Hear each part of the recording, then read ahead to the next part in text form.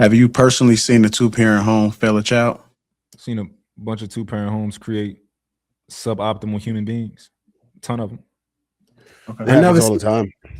I never seen a two parent household fail a child as much as I've seen a single or absent parent household fail.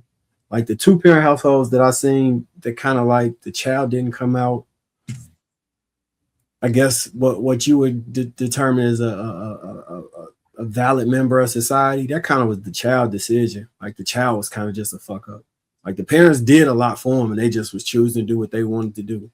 And it's kind of like they, I don't know the inner workings of their every single day life. Maybe it was something that I was missing, but from the outside looking in, it looked like they was, fairly decent parents, and that child just wanted to do what they wanted to do because they was hard headed. Now, I've been like I known like people who like had no contact with their father. Their mother was on drugs, and they really got like they end up getting like deleted. Several of my friends that I grew up with in that scenario, I can't recall a kid from a two parent household that I grew up with that got deleted when we was young.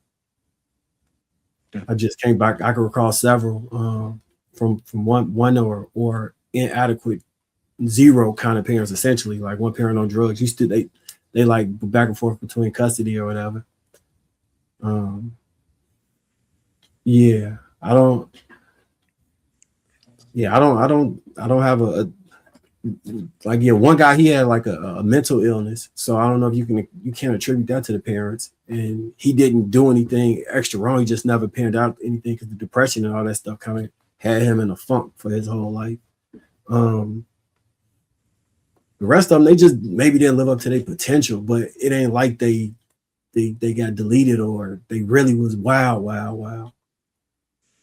Yeah. I was going to say my background is in. Oh, sorry.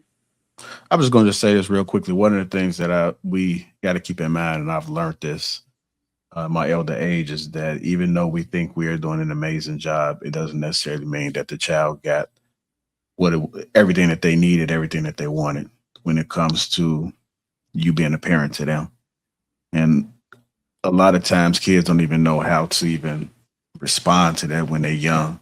And so you see some of these behaviors play out and they don't even really know what's going on unless you can just kind of channel it in a certain way. So just be mindful as parents, even as we continue to parent now, that there may have been some mishaps. You may have thought you was perfect and you've done so many things, you bought them everything, they didn't want for anything, but unless you check with them in a certain way, it's one of those things that you will never know. But go ahead, JW. No, I kind of was in that scenario. Like I felt like I kind of handicapped my daughter at first because I was doing everything under the sun, like giving her private events. She was spoiled. She felt like everything was just supposed to be for her alone. She didn't have to interact with other people. She was supposed to always get a private screening or a private event, and she just got real spoiled and didn't want to communicate with other kids at first that wasn't related to her or invited. And she thought she could kick anybody out of any place because it was her event. So I kind of had to get out of that. That's one thing I did as a two-parent home. And I felt kind of like man, I kind of messed up, but I've since course corrected, and she's, she's extremely extroverted and friendly with the people we're not related to. But yeah, I was like doing the spoil you riding shit, kind of.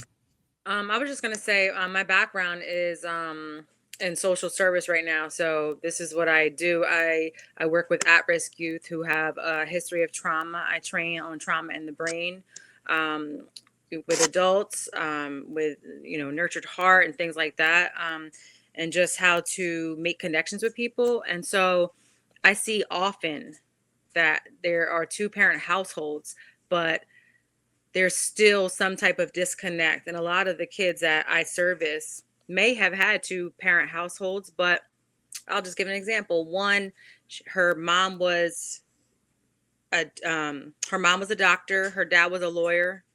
She's ripping and running in the street. She's having people come over her house all the time. She's disrespectful to her parents. They could not control her whatsoever. But there are two people who are living in a big, beautiful, almost $1 million home, giving her a great education in a very expensive area. everything that they thought that they were doing right. And I still had to take her under my wing. You know, she still wasn't doing the things that she should have been doing. She wasn't going to school. She dropped out, and her parents couldn't control her. And so when I look back and I dissect it, they were providing, but they were providing financially, but they weren't providing time with her. So they weren't offering her that emotional safety. They had to work. They, it's like pacify. Here you go. If we give you money to do this, give you money to do that, you'll be okay. Oh, sure, you can go hang out with your friends, but not paying attention. They're working around the clock, not paying attention that, she's not even doing her schoolwork. They're getting phone calls. She's not showing up to school. So, I've seen that. Yeah, I think sometimes people think that having two parents guarantees the best results. And that's kind of hard to quantify. The reason why is, in my opinion, I think two parents give you the best chance of knowing how to navigate life as an adult. That's what I think two parents does. It raises the children from a balanced perspective. However, at a certain point, that child becomes an individual, becomes an adult, has other influences and so many components. And it's very hard to measure what you did right until that kid reaches a point of maturation where you can actually depict. Like, I would say 25, 30 plus is where you typically will start to see if I did a good job. Because sometimes I think parents emphasize how great they're doing based on the behavior that the kid has. But if they're 6, 7, 8, that is not a good depiction, in my opinion. This is a long-term marathon type of situation. You got to give them a few decades to see if the lessons and all you put in place for them to succeed actually came to fruition. And a lot of times we emphasize too much on the fact that it's just two parents. Family is not one mom, one dad. Family is lineage. My mom, one dad supposed to come from one mom, one dad, uncles, aunts, cousins.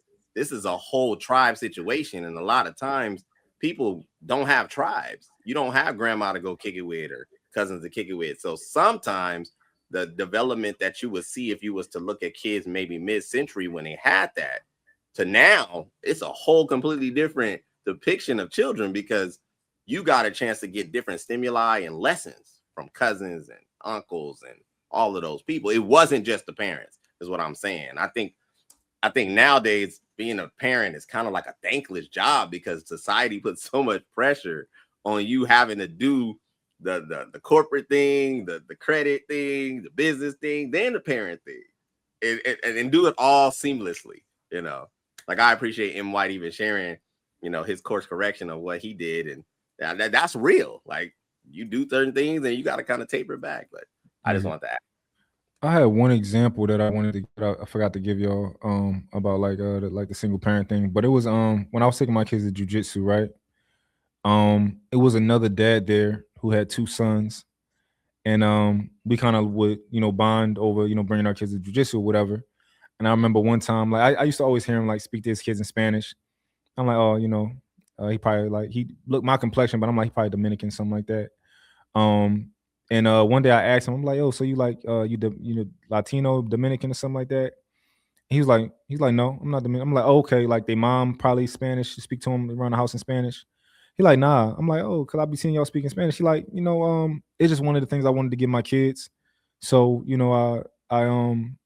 I learned Spanish enough, and then I make sure that they say things to me in Spanish back and stuff like that. And I just was kind of like, wow, like, he was a single, he had a girlfriend, but he was a single dad for the most part. And I just was like, wow, like, you meet a lot of, like, you hear all the propaganda and stuff about dads and stuff like that, but you actually get to meet a lot of people, a lot of fathers who like really doing their thing out here. And I just was like, I was like astonished, like wow, you learned Spanish to teach you. And his oldest was probably 10, his smallest one was probably 3, right?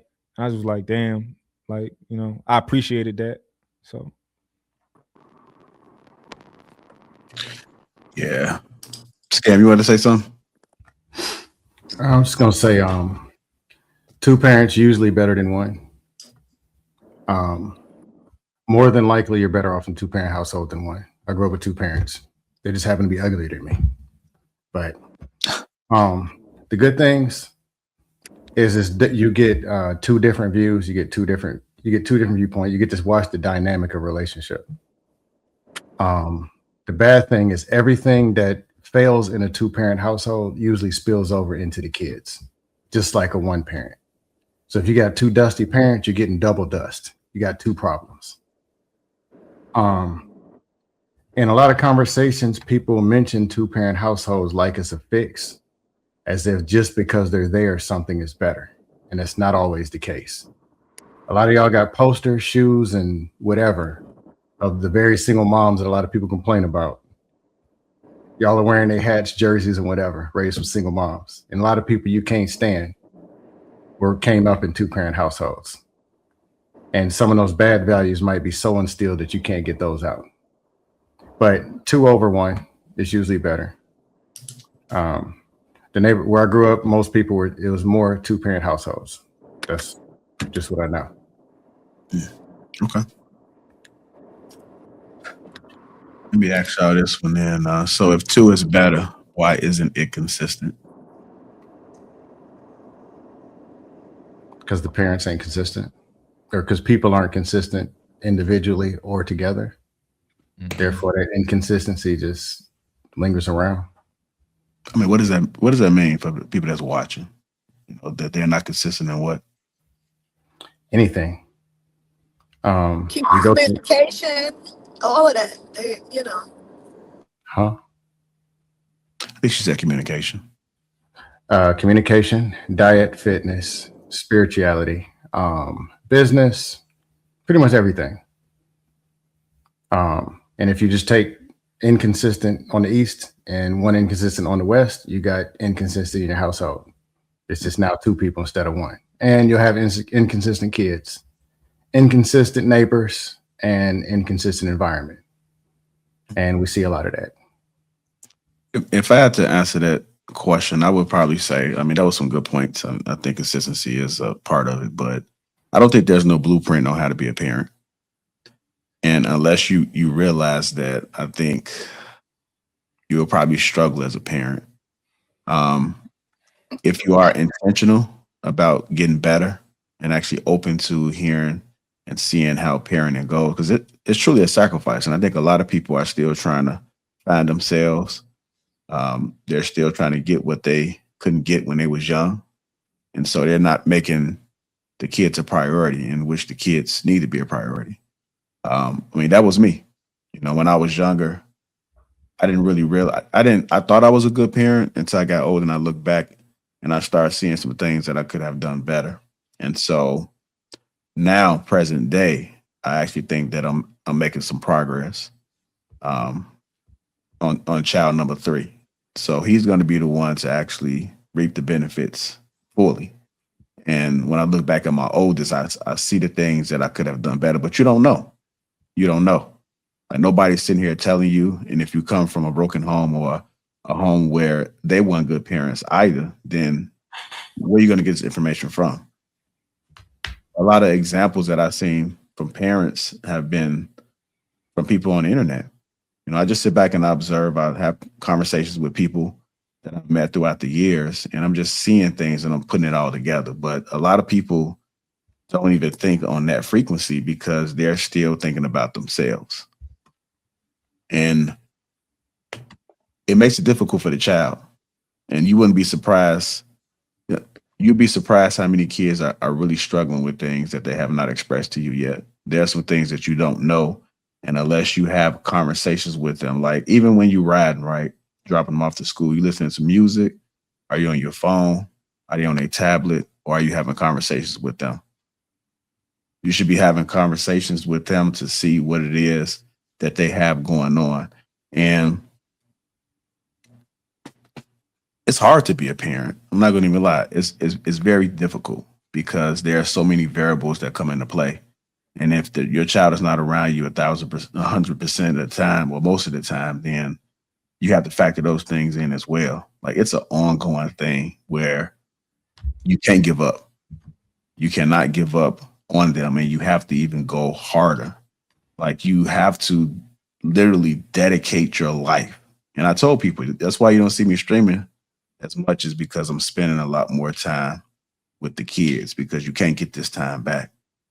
Like, they actually need you, and you got to parent daughters different from parenting sons. It's kind of one of those things that you don't really understand unless you in it. Like, they need you in different ways, and depending on what they got going on, they may need you more. They may need you to step up and do this. You might have to show up. You might have to have these conversations. And I think Mott made a good point earlier too, as far as having structure. But that person has to have structure. I think Scam hinted on this. If you got somebody that they still trying to figure out in life, that's going to bleed over into their kids and their household as well. So you got people having kids. They don't mentally have the capacity to even exist on a logical frequency. And it's just total chaos. It's chaos in their worlds, chaos in their head space, it's chaos in their house, it's chaos in their relationship that they have in a family with friends. It's just all over the place. So just make a sacrifice, man. Just understand the importance of, it's not about you no more, it's about them. Like, you already, if your life is effed up, it's just effed up. You know, you can attack it a little at a time, but you just got to make sure that they life not messed up. And it ain't 100%. Nothing in life is a 100% guarantee, but at least you put forth the effort and you can try to see if you can make a difference, making sure that they don't turn out the same way that you did.